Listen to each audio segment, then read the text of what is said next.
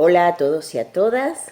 Bueno, en el día de hoy vamos a proceder a otra psicoeducación semanal y vamos a seguir con la línea que veníamos de los trastornos de ansiedad. Vamos a pasar a otra patología.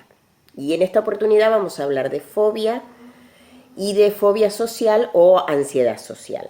La pueden escuchar de ambas formas.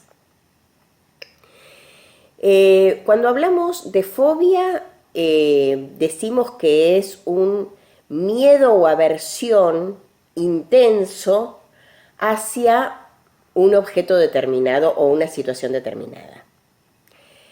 Y para clasificar como fobia tiene que existir un miedo patológico. ¿Se acuerdan cuando hablamos de miedo patológico?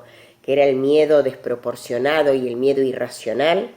Bueno, tiene que existir un miedo patológico que sea desencadenado por la presencia o la intervención de este objeto o situación fóbica y que genere en la persona un alto grado de malestar, una crisis de ansiedad intensa, una crisis de angustia o de aversión intensa, una crisis significativa.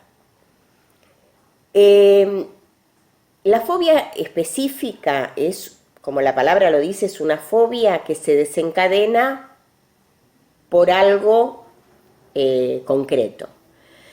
Existen aproximadamente más de 7.000 tipos de fobias diferentes. No las vamos a nombrar a todas. Obviamente, yo imagino que ustedes deben conocer las más comunes. Lo que sí las vamos es a clasificar por su tipología. Existen las fobias del tipo animal, que obviamente están relacionadas con todo lo que sean insectos, bichos, animales, reptiles. Existen las fobias del tipo ambiental, que son las fobias al agua, o a las tormentas, o a las alturas. Existen las fobias que algunos lo llaman de delantal blanco o la fobia tipo sangre, que es la fobia a las inyecciones, a hacerse los análisis de laboratorio, a los médicos, a determinados estudios clínicos, a los daños propiamente dicho, obviamente una intervención y ese tipo de cosas. Las de tipo situacional, que son las fobias, por ejemplo, al subte o al avión o a los ascensores, por ejemplo. Y todo el resto de las fobias están clasificadas en la tipología de otras fobias. Algunas están relacionadas con el atragantamiento, con miedo a intoxicarse, con miedo a contaminarse y otros. Pero ya les digo, existen más de 7.000 clases de fobia. ¿Cómo se diagnostica? Ya dijimos cuál es lo que provoca. Provoca un estado y una crisis de ansiedad intensa, muy intensa. ¿Y cómo se diagnostica una fobia? La fobia se diagnostica por evaluación clínica. No existen ni análisis de laboratorio, ni estudios por imágenes que puedan determinar una fobia.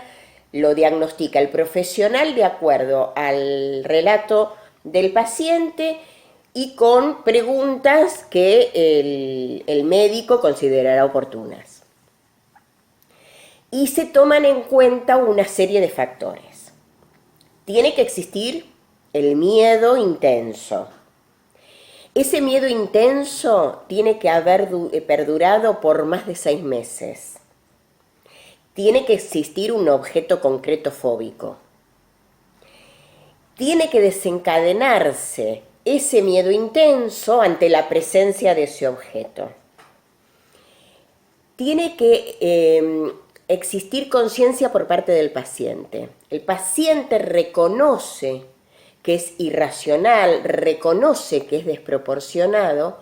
Lo que le sucede es que ese malestar que le provoca no lo puede evitar. Y otra de las cosas que tiene que existir es que ese malestar que le provoca, que tiene que ser lo que se llama en el DSM un malestar clínicamente significativo, tiene que en algunas funciones cotidianas tiene que invalidar a la persona. La persona se tiene que, digamos, sentir que es disfuncional en algunas áreas. ¿A qué nos referimos con esto? Si yo vivo en una ciudad y le tengo fobia a una víbora o al cocodrilo o a algún bicho determinado que no vive en la ciudad, esa fobia no me va a generar un malestar clínicamente significativo. Pero si yo vivo en la ciudad y le tengo fobia a un transporte público, por ejemplo, o le tengo fobia a los ascensores, es muy probable que me provoque un malestar porque me va a condicionar en un montón de cosas. Si yo tengo que ir a un edificio alto o si tengo que viajar en el caso del servicio público. O sea, son cosas que en la vida cotidiana conviven con nosotros con frecuencia. Entonces, si la persona le tiene fobia, la va a condicionar y va a convertir su vida en disfuncional. Vamos a pasar por último al tratamiento de la fobia específica. Son trastornos de ansiedad con excelentes pronósticos, se recuperan y los sobrellevan muy fácilmente. Se trabaja mucho con psicoeducación en principio. Entender de qué se trata, entender cómo funciona, entender el mecanismo de la fobia. Se trabaja con reestructuración cognitiva conductual, de cambiar ciertas creencias, reconocer que es irracional este miedo, que el peligro es desproporcionado, o sea, al peligro.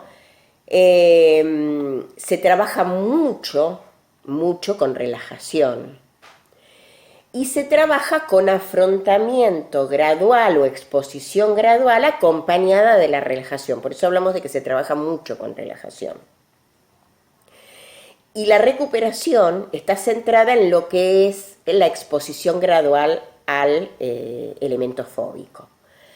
En algunos casos, cuando es muy severa, a veces se receta algún tipo de medicación, algún ansiolítico o antidepresivo, pero por lo general es de muy buen pronóstico solamente con lo que es la terapia cognitiva conductual. Bueno, ahora vamos a hablar de la ansiedad social o fobia social. La ansiedad social o fobia social es un trastorno psicopatológico que está caracterizado por la necesidad o el deseo de evitar situaciones sociales interactivas. O sea, situaciones donde la persona tenga que participar activamente, tanto sea hablar, comer, escribir en público o simplemente intervenir en una conversación. O sea, todas las situaciones donde la persona sienta que va a quedar expuesta a la evaluación o al juicio del otro. La fobia social, según Glenn Gabbard, un profesor en psiquiatría, considera que tiene una influencia genética. Pero no basta con esta predisposición genética solamente. Esta predisposición genética tiene que estar acompañada de lo que se llaman factores estresores del entorno. ¿Qué son los factores estresores del entorno? Son situaciones donde el niño se vio desvalorizado, invalidado emocionalmente, o recibió críticas muy duras por parte de sus padres, hermanos, referentes, por parte de los mayores. Se vio en situaciones donde fue ridicularizado, donde fue avergonzado. Todos estos factores, acompañados de la predisposición genética, pueden generar que desde la niñez, pasando por la adolescencia y al llegar a la adultez, desencadenen y desarrollen una fobia social. Vamos a hablar un poco de cuáles son los rasgos para también, como habíamos hablado con la otra fobia, los rasgos clínicos de diagnóstico, que al igual que la otra fobia tampoco se diagnostica ni por imágenes ni por laboratorio, el diagnóstico se hace por evaluación clínica. Y lo que tiene que existir en este caso es un miedo intenso a sentir vergüenza. Tiene que existir un miedo intenso a la evaluación negativa por parte de los demás. Este miedo intenso y someterse a situaciones donde se encuentre activo socialmente le tienen que generar una crisis de angustia muy similar a lo que son las crisis de pánico. Incluso a veces se desencadenan ataques de pánico. Ataques de pánico que solamente van a aparecer ante la situación estresante de exponerse a la evaluación por parte del otro. No aparecen como los ataques de pánico en forma intempestiva, sin saber bien de dónde ni en qué momento van a venir. Estos, digamos que son desencadenados por esta situación. Al igual que la fobia, la persona reconoce que es irracional y que es desproporcionado el miedo, pero no puede evitar la crisis. Y a diferencia de la fobia específica, esto genera un malestar muy disfuncional. La persona se ve afectada en casi todas las áreas de su vida. También, como las fobias, tiene una clasificación. Se clasifican en generalizadas y no generalizadas.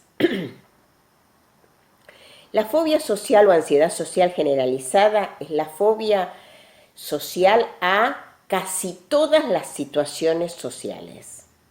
O sea, desde hablar en público, desde tener que dar un examen, desde ir a una fiesta, desde asistir a la escuela, desde poder relacionarse en un trabajo, de poder relacionarse con una chica, abarca casi todas las situaciones sociales, con lo cual genera un altísimo malestar. Y por lo general tiene comorbilidad, tiene mayor probabilidades de comorbilidad. ¿Se acuerdan lo que era comorbilidad? Que era cuando convivían más de una enfermedad a causa de la patología.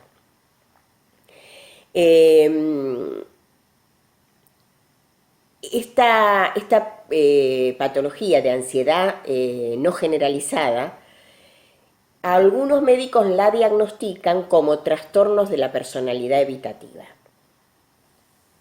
Después existe la otra clasificación, que es la no generalizada. La no generalizada, por lo general, abarca más de uno o dos miedos, a veces 2 o 3 situaciones, pero situaciones específicas. Puede ser miedo a dar un examen, o miedo a dar una lección oral, miedo a hablar en público, o miedo a comer en público, pero son 2 o 3 nada más. No es que abarca casi todas las situaciones sociales, con lo cual es una patología más leve y que genera una disfuncionalidad más baja. Vamos a hablar de los síntomas. Los síntomas que generan son sudoración, temblores, ruborización, taquicardia, micciones urgentes, en algunos casos vómitos y diarreas, sensación de ahogo, tiene dolores musculares, tiene muchas características similares a los ataques de pánico. Las crisis por ansiedad social son bastante similares a las crisis de pánico. Por eso genera tanto malestar en la persona. Cuando hablábamos de la ansiedad no generalizada, la generalizada, la que abarcaba casi todas las situaciones, que decíamos que tenía una mayor comorbilidad, una de las comorbilidades que tiene la ansiedad social son los ataques de pánico, es el trastorno de pánico. Bueno, ahora vamos a hablar por último del tratamiento. El abordaje terapéutico recomendado por la Organización Mundial de la Salud es la terapia cognitiva conductual y está basada en psicoeducación, reestructuración cognitiva conductual, reestructuración de todas esas creencias que llevó a la persona a padecer la patología, relajación, muchísimos ejercicios de relajación, que la relajación el paciente la pueda incorporar y pueda lograr bajar lo más posible los niveles de ansiedad, y exposición gradual o afrontamiento. El objetivo de la exposición gradual y el afrontamiento es que la persona reconozca que enfrentarse a la situación no era tan terrible como lo imaginaba y es una manera de empezar a afrontar los miedos. Y por último, generalmente está acompañado de medicación, principalmente en los casos más severos de la ansiedad social generalizada, donde habíamos hablado que el malestar es mucho más intenso, que existe comorbilidad. La medicación que puede estar referida a ansiolíticos para bajar los niveles de ansiedad y antidepresivos. De todas maneras, no en todos los casos es necesario, pero eso lo tiene que evaluar el profesional correspondiente. Bueno, llegamos hasta aquí con la clase de ansiedad social y nos estaremos viendo en un próximo encuentro la semana próxima. Muchísimas gracias.